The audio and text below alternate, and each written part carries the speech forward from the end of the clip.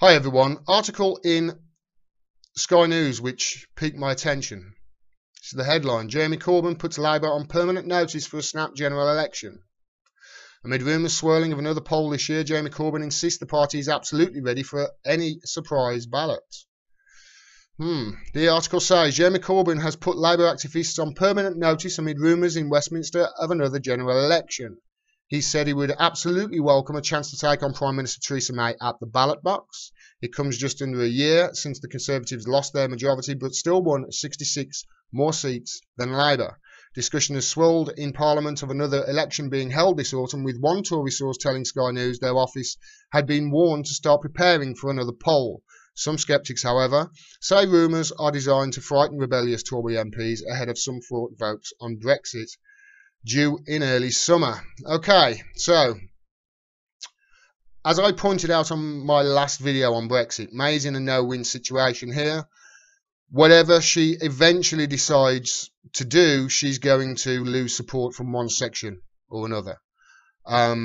So what she decided to do recently is split up her cabinet into two separate groups to discuss the two proposals that she's put forward. Now, the two proposals are the first one being a customs partnership. The customs partnership means the UK acting on the EU's behalf when imports arrive from the rest of the world, which is just unworkable in my thinking. Brussels have called it magical thinking because it has never been done anywhere in the world ever. A lot would have to be taken on trust with regards to, companies. Companies could say they're importing or exporting more or less than they actually are to actually pay less tariffs or receive more income. So it's just unworkable. The Brexiteers in her party don't like the idea because it doesn't make a clean break with the EU, and they say it would lead to the UK being in the EU by default, and I happen to agree with them. The other option she's given is known as a maximum facilitation, or MaxFac for short. I know it's ridiculous these names are, and this would employ new technologies and automation to streamline procedures and remove the need for a physical customs check between the border in Ireland and Northern Ireland. There's one problem that she's got with, though: the technologies that she wants to implement don't exist, and they won't exist for years. So seriously, this is the two options. Neither of them are workable. Everybody knows they're not workable. So why has she done it? Why has she done it? Well, I can only speculate, and people can only speculate on this, but it seems pretty obvious to me that she's just kicking the can down the road. She's put forward two options that she knows are unworkable just to try and extend this process as long as possible and try and get an extension next year to, I think it can go as long as 2020, this withdrawal process can, or the negotiation process can. So neither of the options that she's given will mean frictionless trade without the need for a hard border between Northern Ireland and the Republic, which is what she promised. So she's kicking the can down the road like this constantly, and she has been doing for a while now. But the thing is, sooner or later, something's going to give. She cannot keep kicking the can down the road like this forever. Personally, I don't know which option is best for the UK. I'm not an expert on Brexit. All I can give you is the facts. I don't know whether we should leave or stay. Personally, I want us to leave, just because I follow Mark Blythe and his theories on it, that the whole point of the EU is to try and drive down Western European wages to Eastern European levels so that efficient exporters in the UK and Germany can compete in the global market against the Chinese. That's one way of thinking about this. And that's personally the way I think. The problem with that is it's great for the efficient exporters like Germany, who sell their BMWs and Mercedes.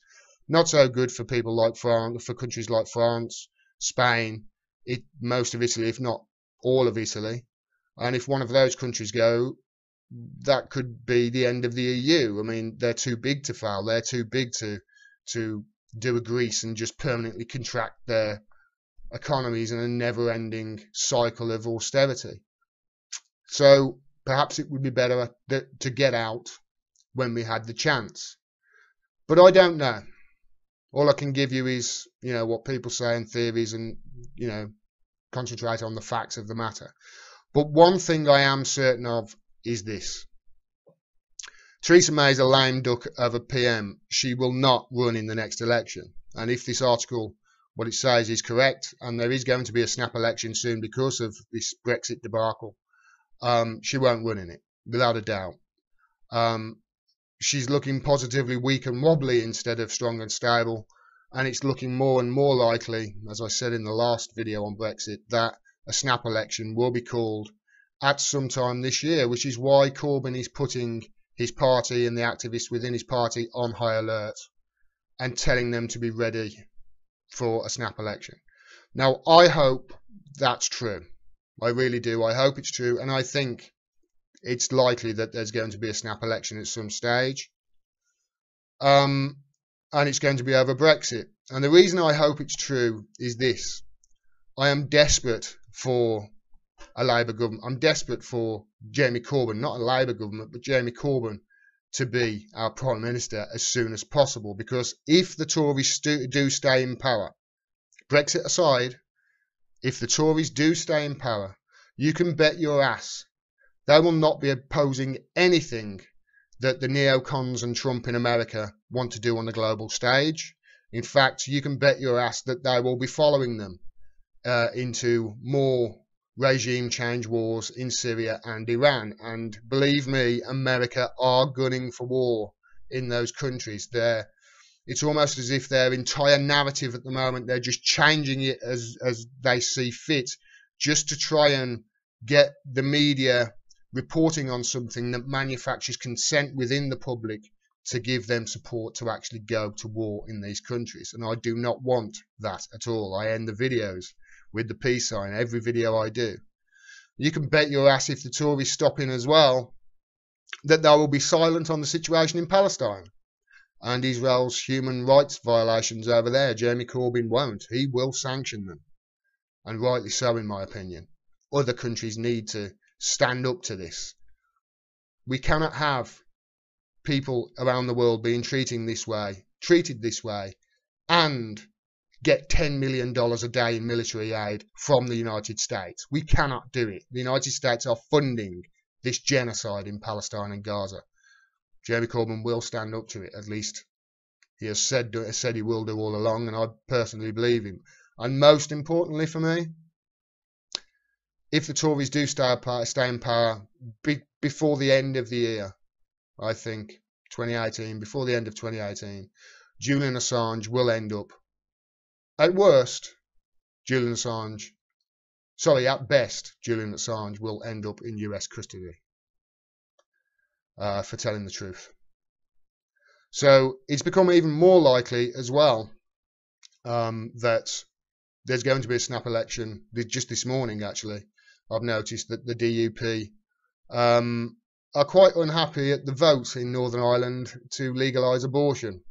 And there's pressure at the moment on Theresa May to actually put that in the Houses of Parliament here and come out in support of the country repealing the 8th Amendment and now being able to have legal abortions again.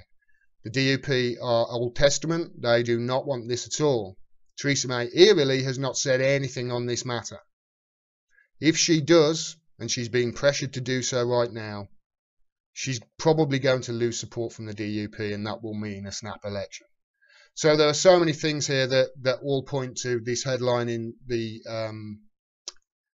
in Sky News being true, and I for one hope it is. Hopefully that clears things up for you, and now you understand the Brexit situation as it stands at the moment a little bit better.